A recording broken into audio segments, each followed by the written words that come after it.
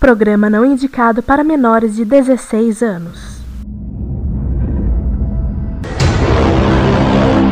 Este é o Fala Série, o programa do presente, passado e futuro dos seriados. E nós estamos aqui com André Panceira, Cão que Atenta, Carlos Vasques, Edson Oliveira, Márcio Neves, Raoni Ferreira Ganda, Thiago Soares e Vinícius Schiavini para a parte 2 do nosso programa sobre Demolidor.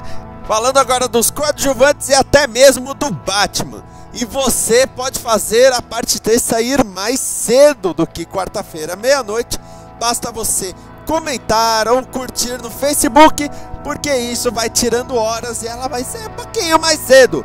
E você pode comentar através do site dimensãonet.com, do e-mail falasérie@dimensãonet.com, do Twitter fala_série, no facebook.com/falasérie e no telefone vermelho da Combo 11 9744 Combo.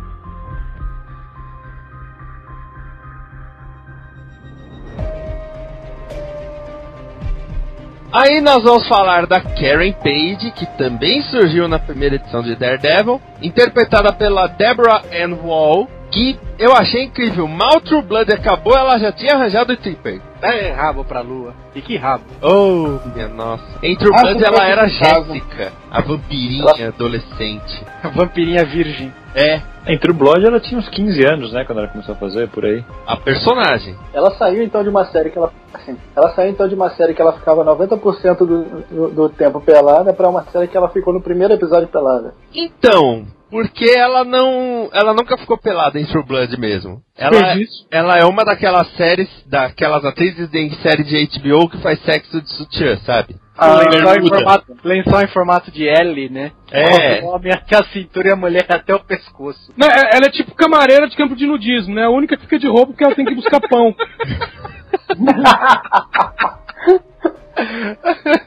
Mas ela pelo menos deu uma caminhada ali no Demolidor, mas é porque, afinal de contas, o personagem é cego, mas o ator não, né? Então, a Karen Page, ela era secretária da Nelson and Murdoch, aí depois virou namorada do Matthew Murdoch, e no primeiro arco do Joe Quesada, ela é morta. Hoje mesmo eu tava ouvindo o podcast do Kevin Smith, eles fizeram um especial, ele tem um podcast sobre Batman, só que hoje ele cagou pro Batman e falou só sobre o Demolidor, o podcast inteiro. É, que é a mesma coisa. E aí ele comentou uma coisa, que ele falou assim, nossa, a Karen Page, a série é tão boa que eles conseguiram explorar bem a Karen Page, que é um personagem que eles tanto não sabiam o que fazer com ela que matou ela, quando ele escreveu ela. É verdade. Ela sempre foi uma personagem bem rasa. Ela começou com uma personagem hiper genérica, ganhou importância, não só quando ela namorou o Matt Murdock, mas principalmente quando ela descobriu a identidade secreta dele, e mais tarde quando ela ferrou com a vida dele, aquela vaca. A queda de mundo mesmo. É. E a Deborah Ann Woll tá fazendo um bom trabalho na série, eu diria. Fez um bom trabalho, que a série foi toda transmitida de uma vez só. Eu gostei, cara, porque ela deu um equilíbrio, assim, que ao mesmo tempo que ela também ela não é uma mulher machona, ela não é a Michelle Rodrigues, mas ela também não é aquela mulher fracote, entendeu? Ela não é a donzela em perigo padrão, né? Exato, assim, ela tem, é claro, ela não é uma lutadora, ela não é uma heroína, mas ela também, ao mesmo tempo, ela sabe se impor de alguma forma, ela corre atrás das coisas, ela soa como uma mulher real, realmente. Bastante durante a série. Os personagens femininos da série estão muito bem trabalhados. Eles não fica só aquela tem aquelas regrinhas, né, que falam de personagem feminino, que raramente, tipo, muitas não tem nome e raramente uma conversa com a outra sobre algo que não seja homem. E nesse seriado não, eles conseguem fazer personagens femininos fortes, tipo a Karen Page é forte, a Enfermeira Noturna é um personagem forte, que tipo, depois a gente vai falar da Enfermeira Noturna, mas tem umas cenas dela que você se sente mal por ela estar indo embora ou por ela não estar na cena. A Karen Page é a mesma coisa. A Vanessa também. A Vanessa é um personagem forte pra caramba. A Karen Page passa com louvor no teste de Blackstone. Agora, assim, é bom a gente levantar uma questão, assim, da estrutura do núcleo dos personagens, né? Do Matt Murdock, que é o personagem, assim, é o protagonista, né? Ele é um personagem forte, tem um mundo inteiro nas costas dele por escolha própria, né? E ele tem aquela necessidade dos amigos para se apoiar. Assim, no caso da Karen Page, ela não é apenas aquele rostinho bonito que vai ficar ali junto, conduzindo um interesse romântico ou ficar querendo alguma coisa, apesar dela estar querendo, né? Assim, ela fica boa parte da série olhando pro Matt Murdock com cara de cachorrinho que quer carinho, né? Mas assim... Nada comparado ao Fog Nelson olhando pra ela, né? Eu ia chegar no Fog Nelson, porque no final das contas o Fog Nelson, além de estar doido de vontade dela, ele é o alívio cômico, né? Total. Então, assim, estruturalmente eles estão seguindo o feijão com arroz da narrativa norte-americana. Tem um personagem X, um personagem Y e um personagem Z. Agora, todos eles conseguem dialogar muito bem com essa coisa, do ter que ser forte, ter que tomar decisões difíceis, que é o que a gente está falando da Karen Page. Ela faz, assim, ela tem essa vontade, assim, depois de ter sido envolvida com uma situação bem complicada, que é descobrir um crime de corrupção, né, de quase morrer nessa história, né, ela tem essa vontade de investigar, essa vontade de fazer parte daquele núcleo de advogados, de pessoas investigativas, né, e não fica sendo só a personagem loura que vai ficar lá atendendo o telefone, entendeu? Ela vestiu a camisa mesmo, né? Assim, a Karen Page da série dava pra fazer fácil uma personagem que pudesse se tornar uma heroína em algum momento, tipo a Pepper Potts de Homem de Ferro. Sim, verdade. Aí nós chegamos no Fog Nelson, né, interpretado pelo Eldon Henson. Fog Nelson também surgiu na primeira edição do Daredevil. E ele, eu acho, tá, que na série ele está menos alívio cômico do que nos quadrinhos. Eu ia chegar nisso também, porque apesar de ele não tá nem como... Eu vou até discordar um pouco que ele seja alívio cômico. Ele é o lado, assim, óbvio, ele tem as piadas e tudo, mas ele não é aquele cara que só tá lá pra fazer o espectador rir. Ele tem um papel dentro dessa dinâmica do trio deles, né? Ele, de certa forma, ele funciona até como uma âncora, não uma âncora moral, vamos dizer assim, mas como uma âncora emocional pro Murdock. Ele tem as fraquezas dele, ele tem o lado comediante dele, mas ele tem esse peso, ele sabe a importância das coisas que estão acontecendo ao redor dele, e ele não se deixa intimidar por isso, ele não se deixa levar pelo protagonista. Não é que nem, por exemplo, nos filmes, vou dar um exemplo besta aqui, mas só para dar uma comparação. Não é que nem nos filmes do Harry Potter que você pega uma dinâmica que nos livros era diferente, e no filme o Ron Weasley virou só um banana que faz careta. Ele vai além disso, ele mantém o papel dele de ser dentro da dupla de advogados, dentro do trio ali, de ter um papel ativo, de ter uma utilidade, né? Eles fazem um pouco até de contraponto pro Matt, às vezes. O Matt tá querendo fazer um negócio de um jeito, ele quer fazer de outro, aí tem a discussão toda, que no quadrinho você coloca isso no monólogo interno do personagem, você coloca ele pensando e raciocinando, mas no seriado, num filme, não tem como fazer isso, tem que colocar eles conversando. Então o Fog serve pra isso, ele tá conversando com o Fog, e é lá que chegam todas as decisões sobre pra onde que vai o consultório. Até naquele episódio, que eu não sei se pode falar spoiler, aqui tá liberado spoiler? Tá liberado. Naquele episódio que o Fog descobre a identidade do Demolidor e tudo, que eles têm um puta papo, assim, que você revela muito sobre os dois personagens ali. É o Fog versus Murdock.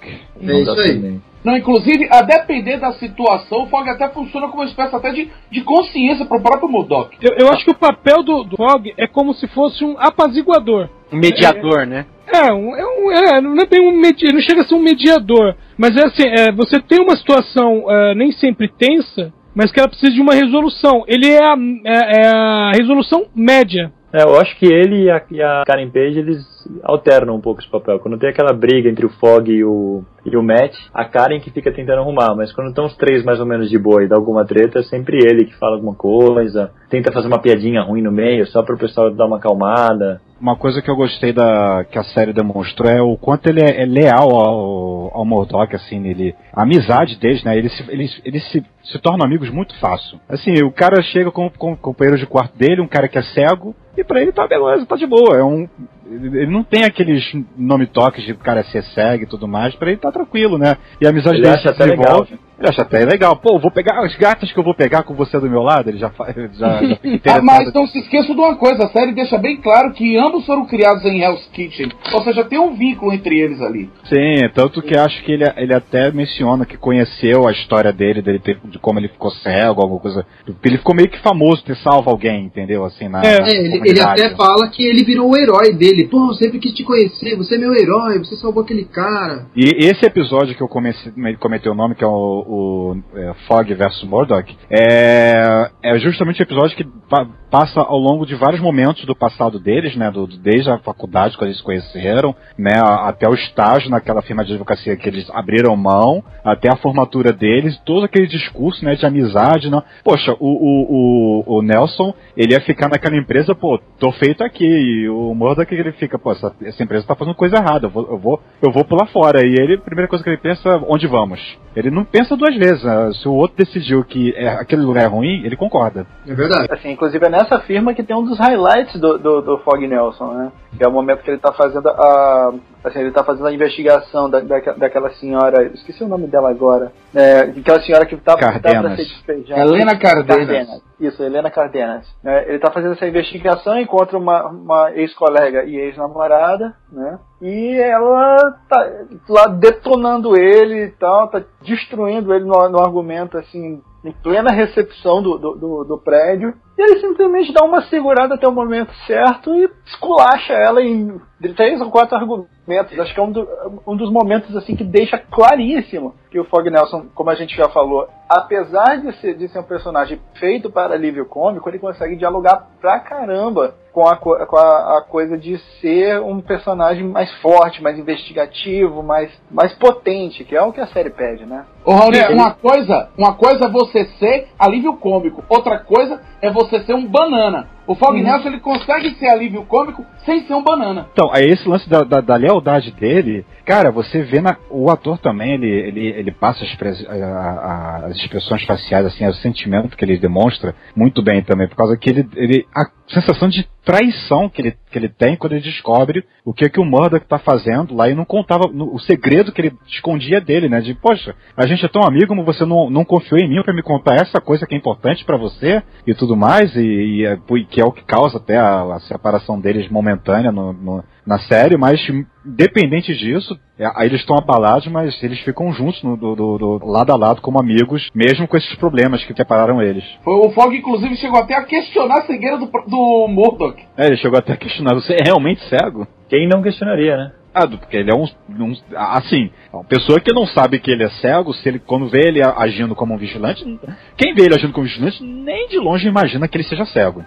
Tanto que nos quadrinhos, o Rei do Crime, quando descobre que o Murdock é o Demolidor, ele chega a falar assim, realmente eu tenho que bater palmas pro esforço dele, que é fingir ser cego no dia a dia. Aliás, claro que já teve gente reclamando pelo fato de que o ator que faz o Demolidor não ser cego.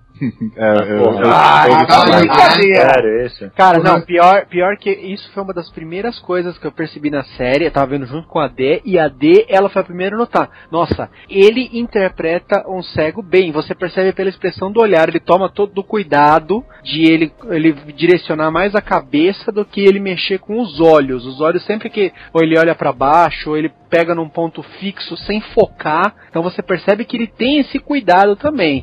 Eu acho sensacional os trejeitos que ele faz. Ele, tipo, o jeito aquela mexidinha na boca quando alguém fala com ele, o jeito que ele coloca a cabeça pro lado, tudo isso daí, eu acho que o ator estudou muito bem o comportamento de pessoas cegas. Eu achei que ficou muito legal isso.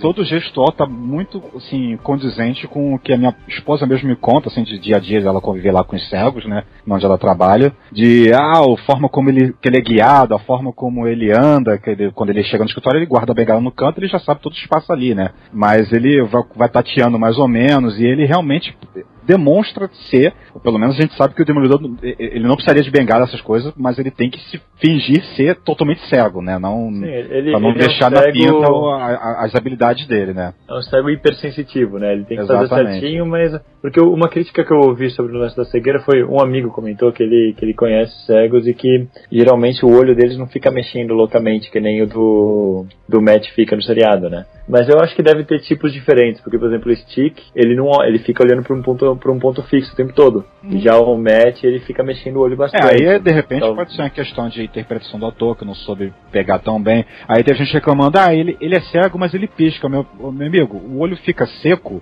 tem que ser molhado de qualquer jeito. Não é questão de estar vendo, preciso refrescar o olho. Fora que ele não nasceu cego, né? Ele ainda tem alguns impulsos que ele deve ter guardado pra si, porque ele, na época que ele pegava. Isso é muito importante, né? As pessoas que ficam cegas, ele tem noção de como era uma visão, então ele tem até por isso talvez a explicação de ele mexer os olhos, de ele realmente ele já aquela cantora não mais cega, a Kátia, o olho dela era assim, ela sempre usava óculos escuros, mas quando ela estava sem os óculos, o olho dela era o tipo que ficava tipo, minha mãe ela usava a expressão procurando a visão. Entendi. Sabe? É como se estivesse mexendo os olhos, como se estivesse tentando enxergar. Então pronto, está explicado. Isso é mais comum em pessoas que perderam a visão no decorrer da vida. Caramba. Nós chegamos no Ben Urich, que surgiu em Daredevil número 153 de 1978. Tem essa numeração porque por muito tempo Daredevil foi bimestral, não era nem mensal a revista. O Ben Urich, que é um jornalista íntegro e tudo mais. Nos quadrinhos ele trabalhou por muito tempo no Clarim Diário do Jameson, mas eu percebi que eles quiseram desassociar e criaram outro jornal, um jornal menor. É que quando eles começaram a produção da série, ainda não tinha rolado um acordo com a Sony, então eles não tinham os direitos para usar o Clarim. Mesmo assim, isso não quer dizer que eles teriam os direitos para usar na TV, né? Uma coisa é você ter, agora a gente vai juntar o Homem-Aranha com o universo cinematográfico para os Vingadores. Outra coisa é, agora vocês podem usar os elementos do Homem-Aranha nas suas séries. É diferente, né? Mas acho que poderia ter acontecido. Do jeito que a Sony tá, a situação dela, eu acho que rolando um cascalho de repente até poderia soltar. Eu acho que seria estrategicamente perigoso colocar agora o Clarim com todos os elementos dele antes de definir como seria no universo do Homem-Aranha. Porque agora, se você colocasse o Ben Urich trabalhando no Clarim, você ia ter que colocar o JJ Jameson, ia ter que colocar todo o universo, a estrutura de como o Clarim o universo da TV, e aí quando fosse fazer o filme do Homem-Aranha, você ia ter que respeitar tudo que foi colocado no Demolidor. Que às vezes ia ter que ser feito meio às pressas pro que um filme pede. E um detalhe que isso é complicado até nos quadrinhos. Porque quem acompanhava os quadrinhos final dos anos 70, começo dos 80, você tinha 3 Jonas Jameson. Um é o do Homem-Aranha, ele agia de uma maneira, que todo mundo conhece. Outro é do Demolidor, que ele fala de uma maneira diferente com o Ben Urich. E o terceiro era da Miss Marvel, que ela trabalhava numa revista que era de um grupo que também pertencia ao Jameson. Então, em cada revista ele era retratado de uma maneira diferente. Ele não era babacão em todas? Não, tanto que, por exemplo, durante mesmo a queda do Murdoch, ele dá um chega mais no Ben, porque o Ben tem os dedos quebrados, né? E ele resolve, não vou prosseguir com a reportagem. E aí o Jameson chega nele e dá uma lição de moral, né? Dá uma lição de moral nele, uma coisa que em revista do Homem-Aranha jamais aconteceria. Na verdade, ele é bem... o Clarim Diário é um tabloide barato, querendo ou não, né? Ele é bem sensacionalista, sempre tem essa pegada. Mas mesmo assim, não poderia haver a questão do Ben Urich questionar se o editor está sendo pago pelo Wilson Fisk, simplesmente pelo fato de que o Jameson sempre foi mostrado como podia ser um canalha na questão de tratamento, mas um cara íntegro em muitos pontos. Ele não era corruptível. Isso é verdade. Ele sempre zelou pelos dele, na verdade, né? Eu lembro que teve uma época que o Peter ficou doente pra caramba nos quadrinhos, e o Jameson discretamente pagou todas as contas médicas dele. Sim. Inclusive tem uma história que é bem interessante, eu não vou precisar de quando essa história, mas assim, a história começa com o Homem-Aranha, e ela continua com o Ben Urich. E essa história tem 2 tons, que é o Homem-Aranha tá perseguindo um bandido, o bandido acaba sendo atropelado, só que aí o Clarim faz uma reportagem dizendo que um homem foi atropelado por culpa do Homem-Aranha, né? Não falando que o cara em questão era um criminoso. E aí então o começo é o Jameson fazendo aquele ataque que ele sempre faz, o Homem-Aranha e tal. E aí o Ben Urich vai se aprofundar nessa história, né? E aí descobre que o cara era um criminoso, que na verdade estava em fuga, não sei o quê. E até os outros criminosos com quem ele fala, né? Eles falam assim, não importa o que o Clarim diga, quem tá na rua sabe que o Homem-Aranha é um super-herói, que ele é um herói, ele não é um criminoso, ele não sai espancando inocentes. E aí o Urich chega pro Jameson e fala, olha, eu desencavei isso aqui e tal, mas eu duvido que você publique.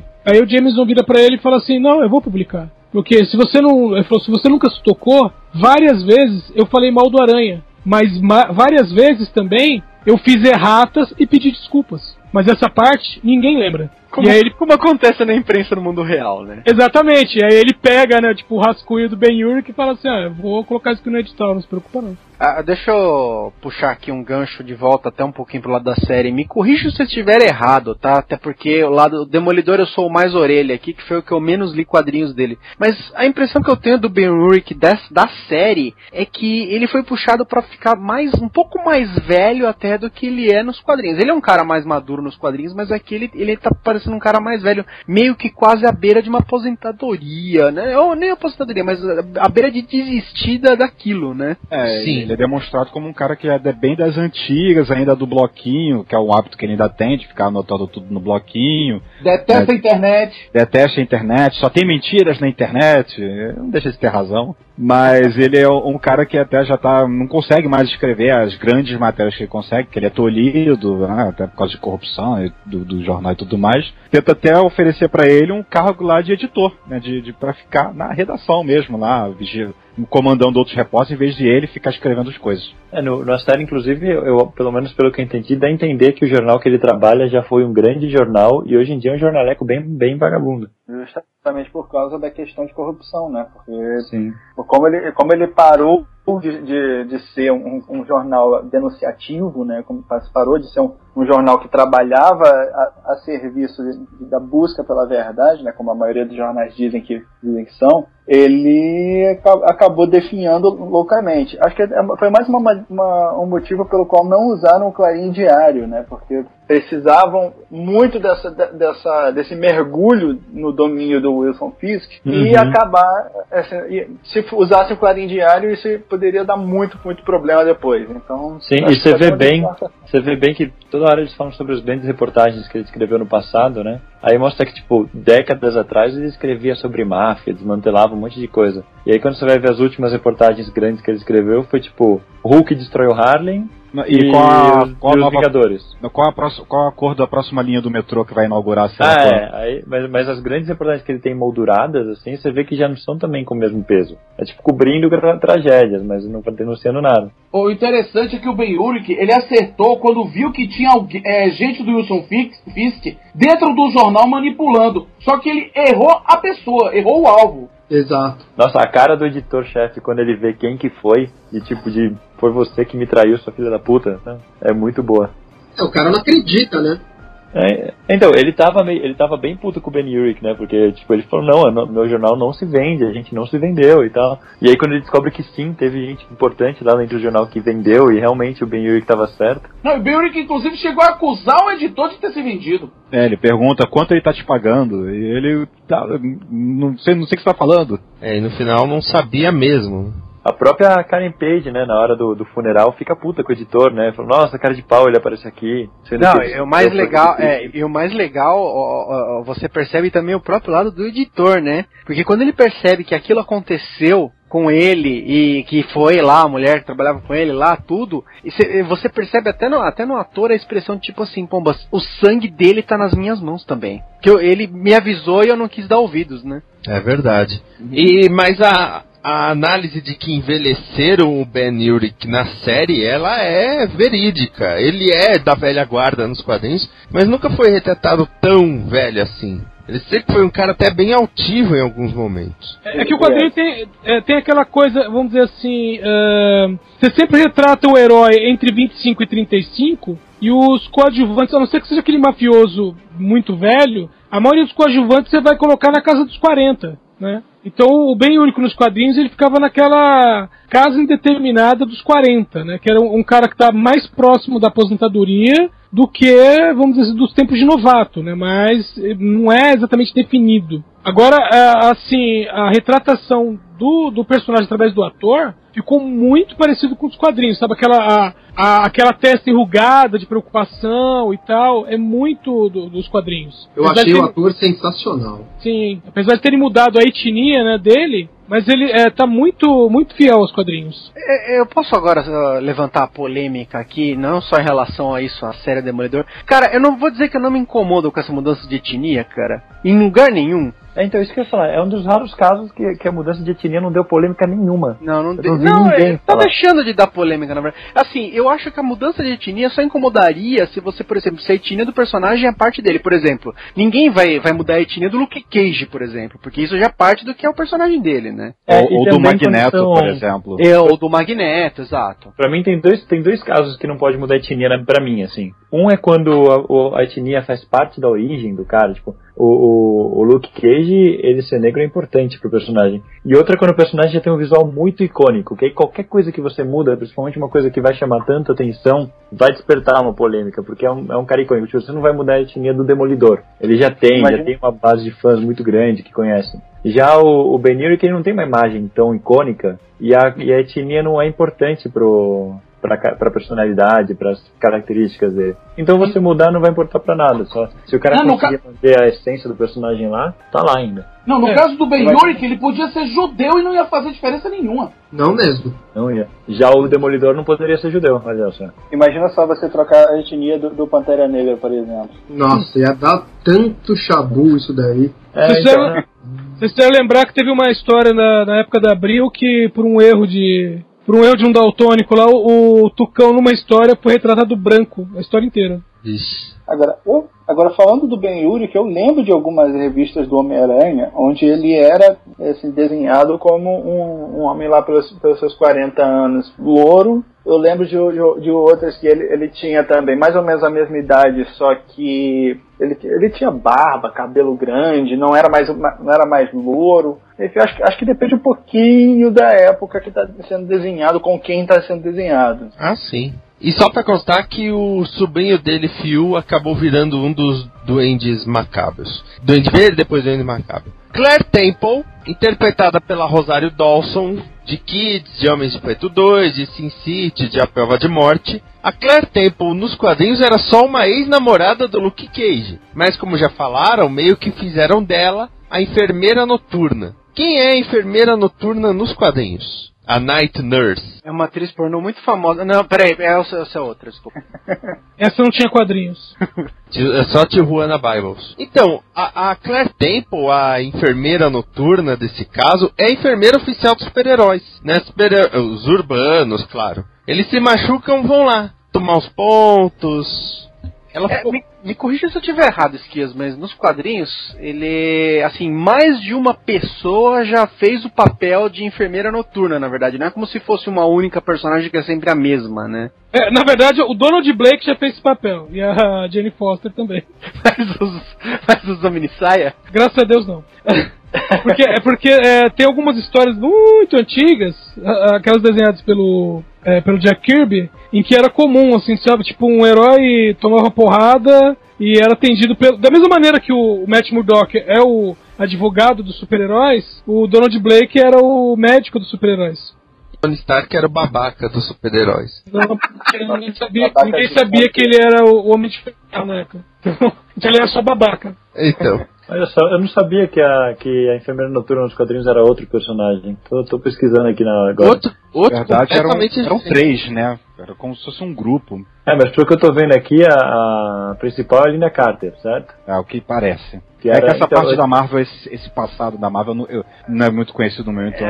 Porque esse era um que eu achava que tinha. Esse era um personagem que eu achava que tinha mudado a etnia. Mas agora eu tô vendo que não, eles simplesmente meio que usaram 2 personagens e juntaram num e é isso aí. Porque a Claire Temple é negra, né? Sim, a Claire Temple é negra, a enfermeira noturna não, mas como disse, né? Usou o nome de uma personagem, personalidade de outra e ficou tudo beleza. ela passou a ser um pouco de uma bússola moral, como gostam de falar, do Matt Murdock. Não tanto quanto o padre, mas... Inclusive, acho que vai ser uma ligação com o Luke Cage já, né? Tanto que no final ela vai embora e não fala pra onde. Provavelmente vai ser já é um gancho pro Luke Cage. E ela já falou de um ex-namorado que teve problemas, etc. Provavelmente, porque nos quadrinhos o Luke Cage ganhou os poderes num experimento enquanto ele estava na cadeia. Então pode ser que tenha dado errado e ele já esteja na cadeia. Bom, o ex-namorado dela na série chama-se Mike, então... Ela pode também ter mentido esse nome, né?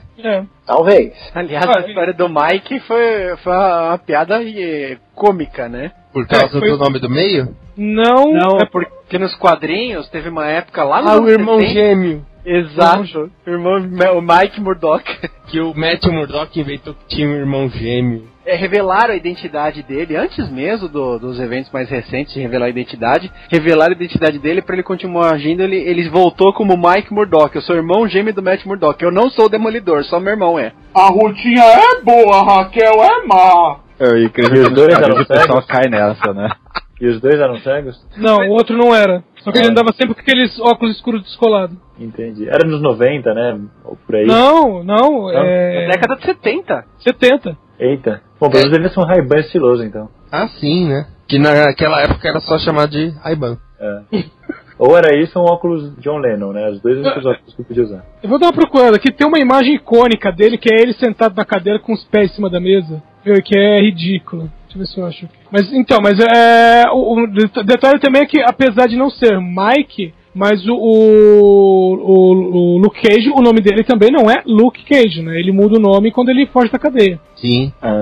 Eu tô vendo aqui, Mike Murdock, mais conhecido, Michael Jim Murdock, mais conhecido como Mike Murdock, é um televangelista e autor norte-americano. Eu acho que não é esse, né? Eu também, eu tô desconfiado. Olha, não queria te falar nada, né? Mas acho que não. A Claire Temple trouxe essa questão de questionar, por que você faz isso? Onde você quer chegar com isso? Que na boa, parece que ele não pensou nesses pontos. Tipo, você não pensa que você pode morrer? E ela levanta a questão de você ter que, já que você vai viver essa vida, você tem que se proteger, já que você vai apanhar, né? Então tem que proteger o corpo. Então por que você não usa? Aí bate naquela tecla de armadura. Você tem que usar uma armadura, cara, já que você vai seguir com isso. Então eu queria até contra-argumenta no início que tira a mobilidade dele. Tiraria a mobilidade dele. Ainda bem que ele descobre aquele tecido depois, né? Ele se arrepende amargamente de não estar usando uma armadura no episódio que ele enfrenta o Nobu. Porque... Caraca, como aquele japonês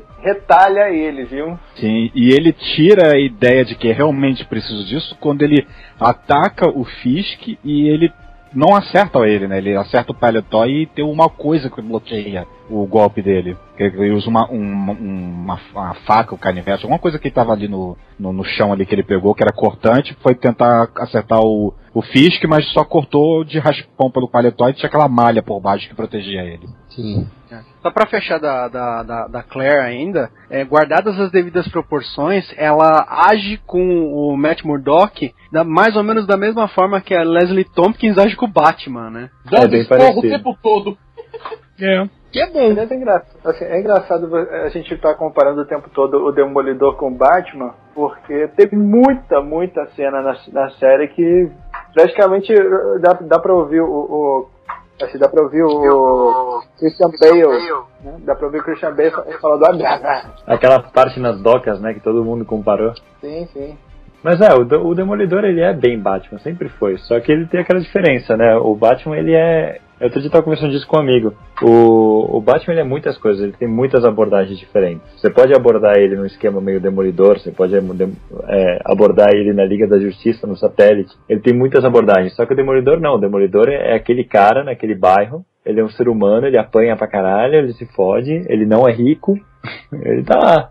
Ele tem fraquezas. Acho que aliás, uma curiosidade com relação ao Demolidor é que ele passou a se dedicar à cozinha do inferno depois da queda de Murdock. Porque antes ele abrangia Manhattan inteira. É mesmo? Tanto que a casa dele não ficava na cozinha do inferno. Mas inclusive é curioso notar que no universo Marvel a Cozinha do Inferno é monstruosamente grande, né? Uhum. Não. É bem maior do que na vida real, que sem já foi pra lá, sabe? Não, e o mais bizarro é você pensar, porque essa ideia dele da Cozinha do Inferno, eu não sei se a ideia do Stan Lee lá na época foi pegar essa ideia, Cozinha do Inferno pra criar um demônio, mas assim, tudo bem que isso foi antes da pacificação lá de Nova York, na época realmente as taxas de crime eram altas lá, mas hoje em dia a Cozinha do Inferno é um bairro completamente diferente, cara, é um bairro hipster, cara. Aliás, uma curiosidade. A série pega um gancho pra poder justificar a alteração que meio que desfez essa pacificação. Sim, que foi justamente a Batalha de Nova York, né? Que eles a área mais como afetada de Nova York é justamente ali, a Hell's Kitchen. Eles falam só como o incidente, né? É bem legal essa junção que eles fazem com o universo Marvel, que eles não deixam o tempo todo, tipo, se você não viu nenhum filme e assiste a série, você não vai nem perceber, você vai saber, eles citam que aconteceu alguma coisa ali, mas não falam o que é, e talvez você perde alguma referência que fica boiando e pronto.